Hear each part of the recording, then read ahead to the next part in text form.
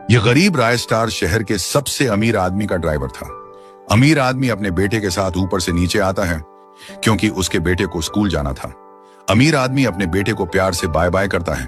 वह बेटा ड्राइवर रायस्टार की तरफ देखता है और रायस्टार बड़े ही अदब और सम्मान के साथ झुककर बोलता है, छोटे सेठ जी आइए, मैं आपको स्कूल छोड़ता हूं। अमीर का बेटा चुपचाप कार में जाकर बैठ जाता है। रायस्टार गाड़ी स्टार्ट करता है और उसे स्कूल पहुंचाने के लिए निकल जाता है। स्कूल पहुंचकर रायस्टार उसे गेट पर छोड़ता है। बेटा उतरकर स्कूल के अंदर जाने लगता है और रायस्टार अपना काम करके वहां से निकल जाता है। कुछ घंटों बाद जब स्कूल की छुट्टी होती है, रायस्टार फिर से उसे लेने पहुंचता है और शालीनता से बोलता है, आइए सेठ। लेकिन अमीर का वह बेटा उसे कोई भाव नहीं देता और अकड़ के साथ कार में बैठ जाता है। रायस्टार उसे घर छोड़ने के लिए निकल पड़ता है। बंगले पर पहुंचकर रायस्टार कार रोकता है और खुद उतरकर अमीर बेटे के पास आता है और कहता है, उतर जाओ। बेटा उतरते ही बिना कुछ बोले भागकर बंगले के अंदर चला जाता है। रायस्टार का दिन भर का काम खत्म हो चुका था। वह कार को वहीं छोड़कर पैदल ही अपने घर के लिए निकल जाता है। जब वह घर पहुंचता है तो उसके सामने एक ऐसा दृश्य था जिसने उसे चौंका दिया।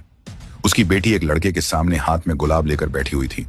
रायस्टार का खून खौल उठता है और वह गुस्से में पूछता है, यह कौन है? बेटी रोने लगती है और सिसकते हुए बोलती है, पापा ये मेरा होने वाला पति है। हम महीनों से एक दूसरे को जानते हैं। मैंने आज तक आपसे कभी कुछ नहीं मांगा, पर मुझे इसी से शादी करनी है। रायस्टार उस लड़के को गौर से देखता है। वह उसे स्वभाव से बहुत सीधा साधा और अच्छे घर का लगता है। अपनी बेटी की आंखों में आंसू देखकर उसका दिल पिघल जाता है और वह कहता है, ठीक है बेटा, परसों ही तुम्हारी शादी करवाऊंगा। शादी की बात तो तय हो गई, लेकिन रायस्टार के पास पैसे बिल्कुल नहीं थे। वह बेचैन होकर एक खतरनाक गुंडे के पास जाता है और रोते हुए गिड़गिड़ाता है, मुझे 1 लाख रुपये चाहिए, मेरी बेटी की शादी है। मेरा पेमेंट आने के बाद मैं पाई पाई वापस दे दूंगा।